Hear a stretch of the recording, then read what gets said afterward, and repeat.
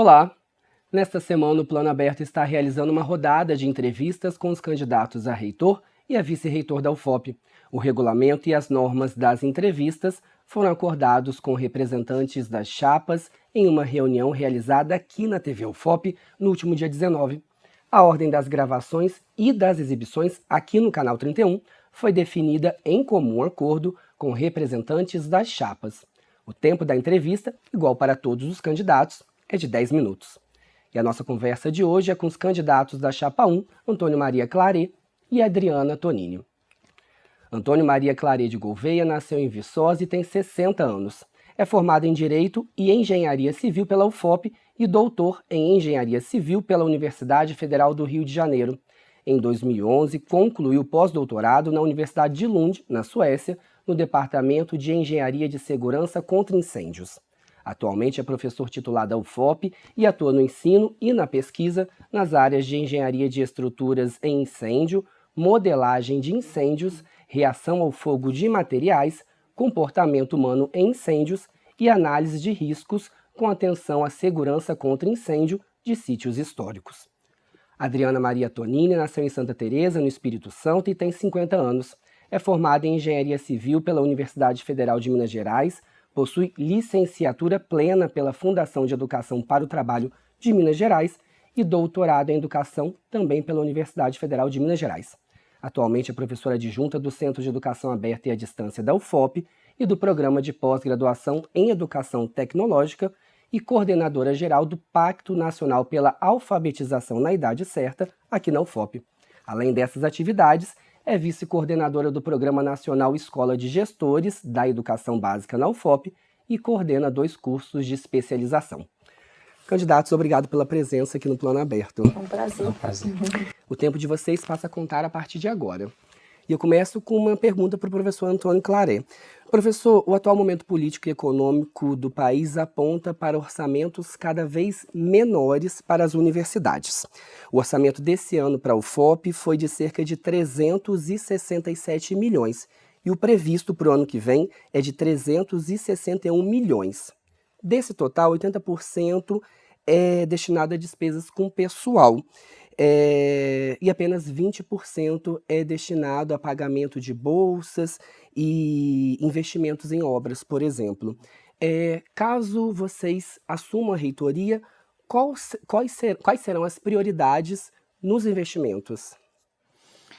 Realmente há um cenário de redução de recursos, mas nós temos que fazer ajustes internos de tal maneira que o orçamento seja, primeiro, executado por completo, e segundo, que nós tenhamos também complementações de recursos vindos, por exemplo, de verbas parlamentares, vindos de empresas, de colaboradores, de parceiros colaboradores da universidade.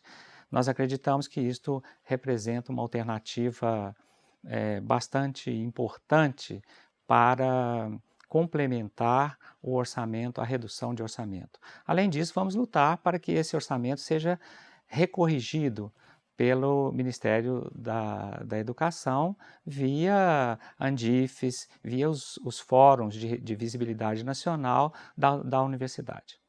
Sim, agora minha pergunta é para a candidata Adriana.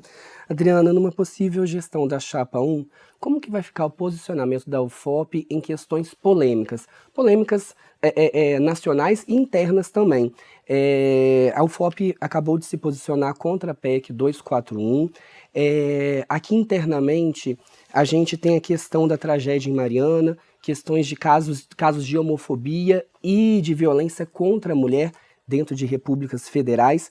No caso de vocês assumirem a gestão da UFOP, como ficaria o posicionamento da UFOP em relação a casos de etnia e raça, violência contra a mulher, homofobia? Como ficaria essa posição? Primeiramente, nós somos sempre pela minoria, inclusive a mulher representa a minoria. Depois nós vamos fazer políticas claras para atender essas questões que nós temos assistindo aqui na UFOP, de assédio moral, assédio sexual, estupro, questões de suicídio, muita depressão. Então, o que a gente tem que fazer? Fortalecer a praça. Eu acho que a praça ela tem uma responsabilidade muito grande com essas questões que estão acontecendo em nível de aluno. Temos que criar uma ouvidoria que funcione de fato, porque nós temos uma ouvidoria hoje que não funciona. Então, fortalecer essa ouvidoria, que através dela a gente vai criando as políticas necessárias para dar esse suporte dessas questões que estão tão em foco hoje na universidade. Sim, candidato, o slogan da Chapa 1 é Avanço FOP. Onde a UFOP precisa avançar? Em quase tudo. Quase tudo. Em quase tudo, a UFOP esteve nos últimos 4 anos, especialmente, virtualmente parada. Então, a UFOP precisa avançar em vários setores, precisa fazer uma reorganização administrativa, precisa impulsionar o trabalho de determinadas pró-reitorias. Enfim, a UFOP demanda um vigor novo, uma reativação das suas atividades como um todo, da sua crença no seu poder, na sua gente, para se tornar uma universidade de destaque no país. Precisamos de professores motivados, técnicos valorizados e principalmente o aluno ciente que ele vai receber uma excelente formação na nossa universidade, que eu acho que isso não está acontecendo, eles estão no marasmo, né? A UFOP está no marasmo.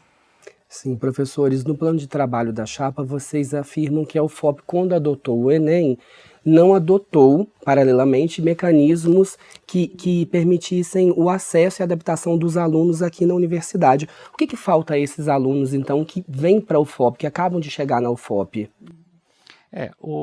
Ao adotar o Enem e adotar a política de cotas do governo, nós temos um ingresso de 50% dos nossos alunos, são alunos contemplados pela política de cotas.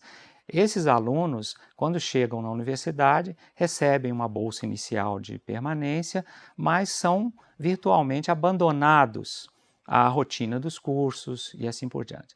Então é necessário que haja uma política de permanência desse aluno aqui, uma política efetiva, uma política de acompanhamento do desempenho desse aluno, inclusive porque tem reflexo com a evasão escolar, tem reflexo no orçamento, que foi o tema da sua primeira pergunta. Então nós estaremos atentos a isso para receber bem e efetivamente esse aluno que ingressa na universidade. Sim, candidatos, ainda falando dos alunos, a gente sabe que essa relação dos estudantes da UFOP é um pouco conflituosa com a comunidade, com a cidade, né? Principalmente nos bairros onde há um maior número de repúblicas, Centro, Bauxita, Rosário. Como que vocês pretendem fazer, o que vocês pretendem fazer para melhorar essa relação dos estudantes com a comunidade? De fato, já houve um tempo em que havia um grande número de conflitos.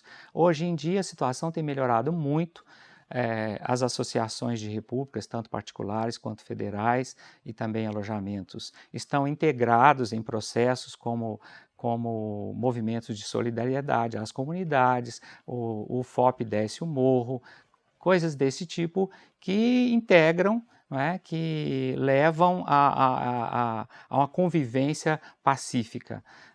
Há também trabalhos como o da Pastoral Universitária que tem atuado em favor dessa convivência. De modo que nós vamos incentivar isso porque, enquanto está em Ouro Preto, esse estudante é parte da comunidade. Isso, incluí-lo realmente, a comunidade tem que estar mais participando da nossa vida acadêmica, né? Estar na UFOP, ouvindo, dialogando, e é assim que a gente vai construindo e transformando a nossa universidade, né? Não dá para fechar os muros à sociedade. Sim, essa relação é construída pela extensão, né? Então, na extensão, vocês falam em identificar demandas extensionistas no entorno dos campi, né? Demandas de áreas que ainda não foram atendidas pelo Estado. Como que garantir que a extensão seja um espaço de troca entre o conhecimento científico e o conhecimento popular e não apenas um lugar de oferta de produtos? Nós temos que ter políticas claras do que é a extensão. Por isso que há esse conflito do que é realmente uma coisa acadêmica e uma coisa que é uma assistencialista, né? Então, quando você cria essas políticas, você envolve também os professores. E quando os professores se envolvem, eles vêm com da questão com planos de extensão, que consegue fazer essa interface sem criar esse tipo de preconceito que se tem com a extensão. E na UFOP hoje não é claro o que é uma extensão, o que são os projetos de extensão. Se você perguntar a vários professores, eles nem sabem o que é extensão. Então acho que isso a gente tem que realmente é um ponto fraco da UFOP que tem que ser atacado de inicial, porque a extensão ela está muito em crescimento em todo o país, né? Sim, vocês falam também na extensão em criar um sistema de avaliação das atividades da extensão. Sim. Nos modelos da CAPES, CNPq fazem na pesquisa. Como que essa avaliação, como seria essa avaliação? Como não deixar que essa avaliação trouxesse uma mecanização, uma burocratização para as atividades da extensão? Na verdade, o que existe realmente na UFOP uma falta de incentivo ao professor para fazer extensão. Por quê? Porque essa atividade, na hora que ele vai fazer a progressão funcional, não é avaliada. O que nós queremos é criar uma avaliação interna. Ela não é bem avaliada, corrigindo. Ela é avaliada, porém, não nos níveis adequados. Criar uma tabela de valores de pontuação conforme os programas de extensão para que o professor se dedique à extensão e progrida na sua carreira. Essa que é a intenção desse tópico especificamente. Candidatos, nosso tempo é bem curtinho, vocês têm 40 segundos para as considerações finais. Nós convidamos a você, aluno, você servidor, docente e técnico administrativo, a considerar, a conhecer o plano da Chapa 1. Nós somos uma chapa de oposição à administração atual, somos uma chapa independente, temos propostas sobre todos os setores dessa universidade e temos o compromisso com a UFOP, um compromisso de atender, de evoluir, de avançar, fazer a UFOP avançar de fato. Avança o UFOP, né? Candidatos, muito obrigado pela participação aqui no Plano Aberto. Okay.